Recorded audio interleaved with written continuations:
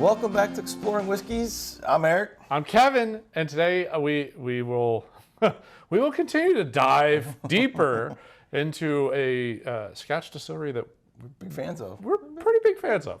We've definitely done a lot of this distillery on this channel, and enjoyed everything that they released. This is the beginning where we start to move into what they call their prestige line.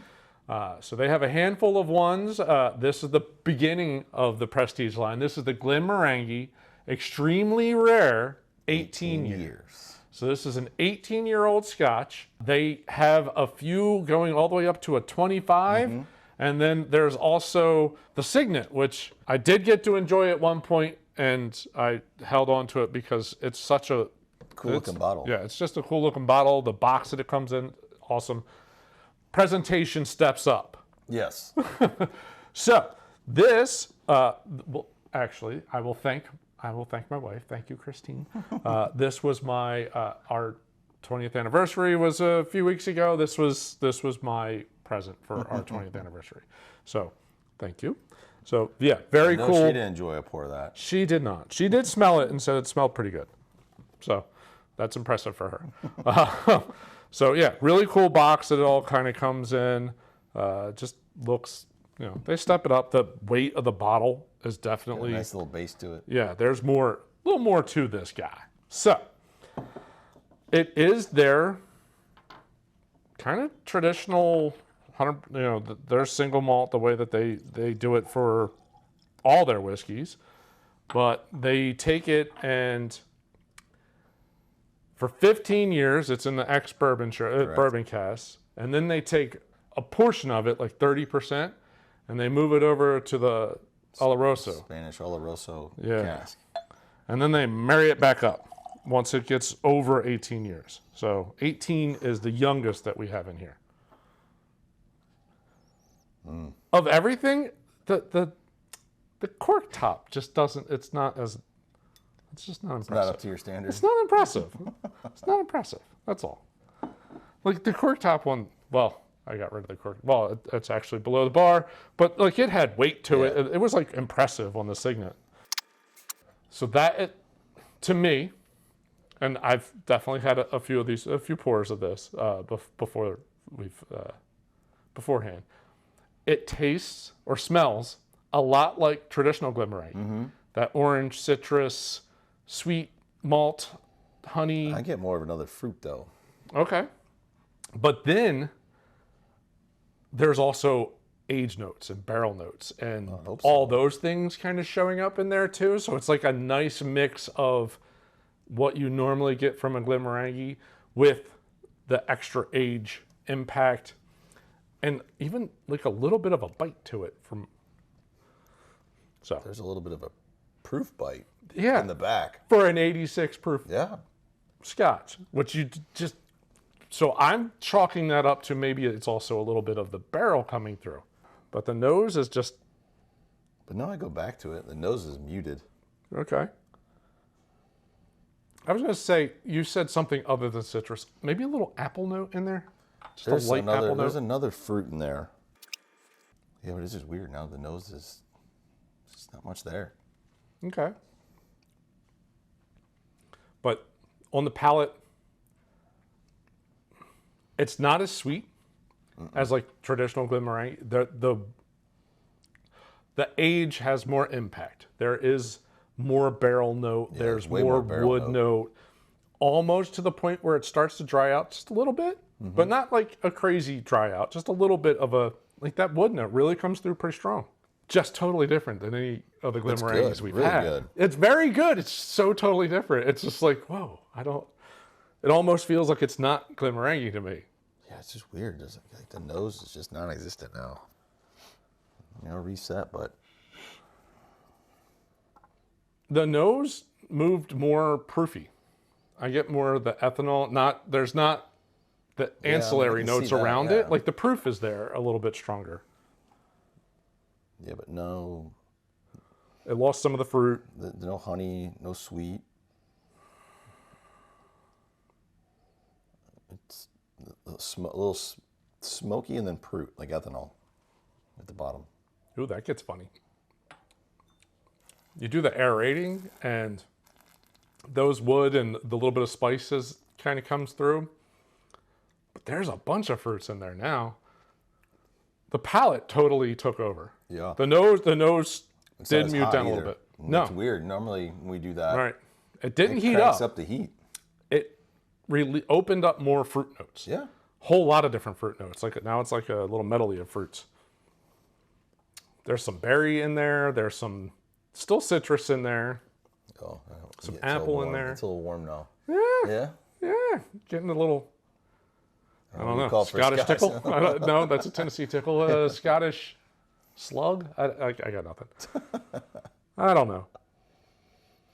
It's nice. I like it. I like the impact of the barrel. Mm-hmm. It's very different for a Scotch.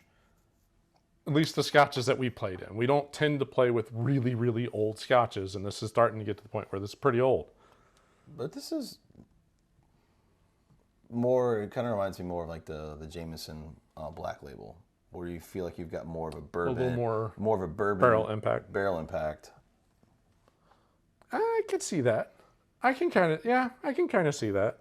Which, like we said before, that particular bottle, I think, it's to bring the bourbon drinkers into the Ease Irish them over. whiskey. Yep. Like, this could kind of be a happy medium here too.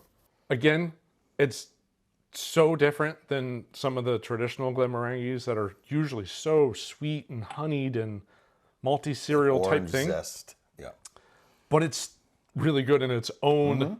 It stands on its own. All right, let's see what some drops of water.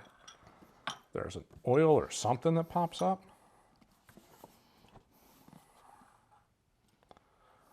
It's a not a lot of information. No. It's a nice box. It's a great display, but it's not an informative display. Anything on the bottle? Nope. Not really. It is funny that you look at it and it says extremely rare is what they named this, but it's a standard release. It's not like a one-off release from Glenmorangie. It is a standard release that they do all the time. They have an 18-year. All right, the nose kicked back up. The nose starts to come back a little bit stronger. Mm-hmm. The fruits. A little bit of honey. But the fruit is the strongest thing. It's very fruity. I start to get some of that citrus back now. Yeah. Yep. Definitely citrus. A little bit of there's some berry in there and maybe like a peach. It's not that quite to a peach. The water, it's even sweeter. Really? Yeah. I think so. No burn at all on the back end. It lost a lot of that barrel. Yeah, that barrel impact kind of slid away. And now I got a honey and fruit. Very, very sweet. Creamy too. Yeah. There's a little oil, and that dry out note isn't quite as, like the barrel notes slid back just a little bit. Mm-hmm. And all the way across. So whatever the oak wood was doing that was drying it out, all that kind of muted down, and then all the fruit and honeys. A couple drops. Yeah, it's crazy. I could go either way on this one, with or without water.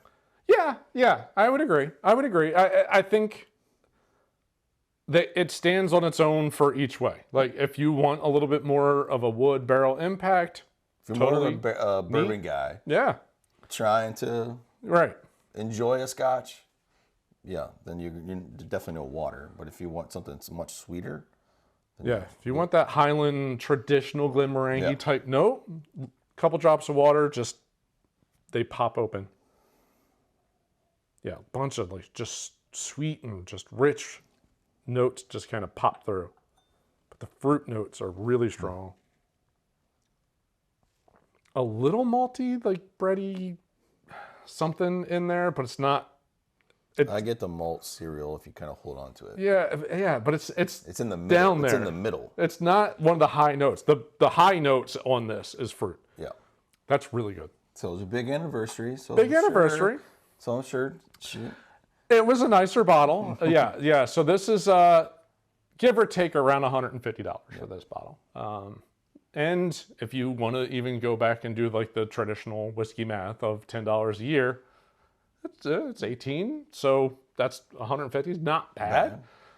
If you compare it to other 18-year-olds, it's a pretty good price. Yes. I mean, the Macallan 18 is like $340. I think Glenfiddich is up in the 200s. Like, so it's a, if you want to talk about putting it up against other 18-year-old scotches, I think it drinks as good, but it's priced on like the lower end of what those run.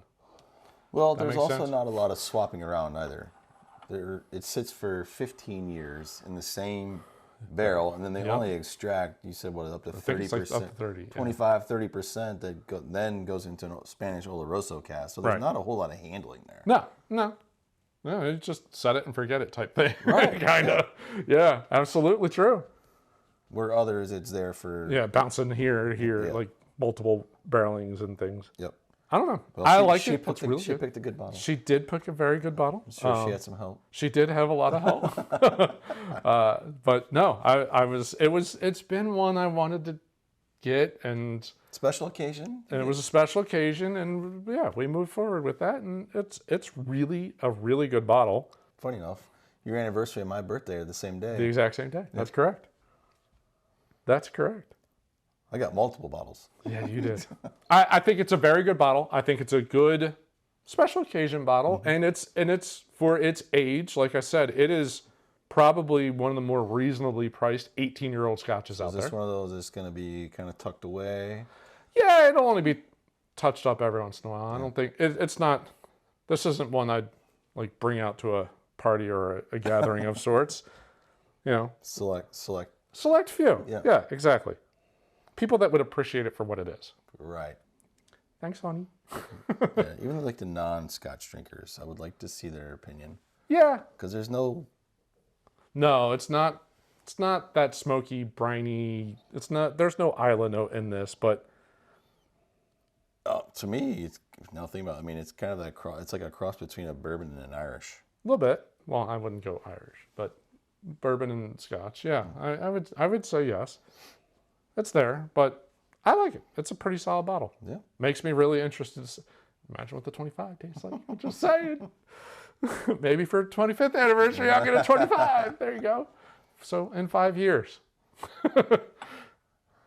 I'm sure we'll come across it before that, probably. Yep. Knowing you, kudos to the 20-year anniversary. Yeah, thank you. Kristine, good choice. Really good bottle. Yeah. Especially, again, it's one of those, it's kind of that crossover bottle. Yeah. So it's definitely... It hits a lot of different notes. Definitely worth sampling if you're out and about, or if you're at a buddy's house that pulls this bottle out. You definitely want to sample it. Give her a try. Yep. So, well, we hope you enjoyed the review of the Glenmorangie Extremely Rare 18-year. It is delicious. But again, we hope you enjoyed it. If you did, as always, we'd love for you to hit that like button at the bottom of the screen. And if you're new to the channel, subscribe. You can hit the bell icon to get notified every time we put out a new episode.